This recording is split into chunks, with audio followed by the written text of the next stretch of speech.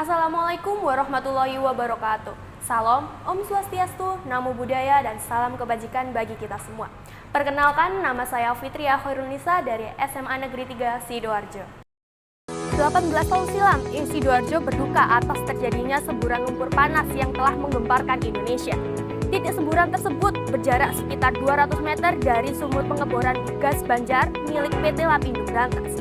Semburan tersebut telah menyebabkan kerusakan ekonomi, sosial, maupun kerusakan lingkungan. Dari beberapa tahun terakhir, beberapa ahli geologi memperkirakan semburan panas lumpur Lapindo akan terus berjalan selama 3 tahun ke depan. Sidoarjo terkenal akan sentra industri kerajinan tangan. Keberadaan lumpur Lapindo menjadi potensi perekonomian sebagai bahan dasar perkembangan kerajinan tangan di Sidoarjo. Penggunaan bahan dasar tanah liat pada geraga menjadikan sebuah inovasi dalam penggunaan lumpur Lapindo dalam bahan dasar kerajinan tangan di wilayah Sidoarjo. Kerajinan keramik pada umumnya menggunakan tanah liat, sedangkan pada produk ini menggunakan bahan dasar lumpur Lapindo. Potensi tersebut bermanfaat dalam keberlanjutan untuk meningkatkan perekonomian masyarakat.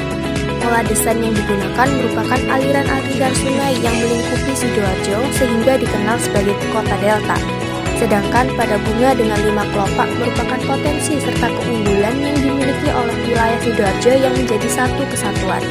5 potensi serta keunggulan tersebut antara lain: pertama, warisan budaya dengan kesenian tradisional; kedua, pertanian dan perikanan berupa bandeng dan udang; ketiga, pertumbuhan industri yang terus berkembang sebagai pusat ekonomi yang dinamis; keempat, lingkungan dan kelestarian alam dengan mengubah sebuah bencana sebagai sebuah potensi di masa depan, contohnya pada peristiwa lumpur Lapindo; serta yang kelima, kebersamaan dan kerukunan yang saling toleransi dan solidaritas terhadap keberagaman di kehidupan wilayah Sidoarjo.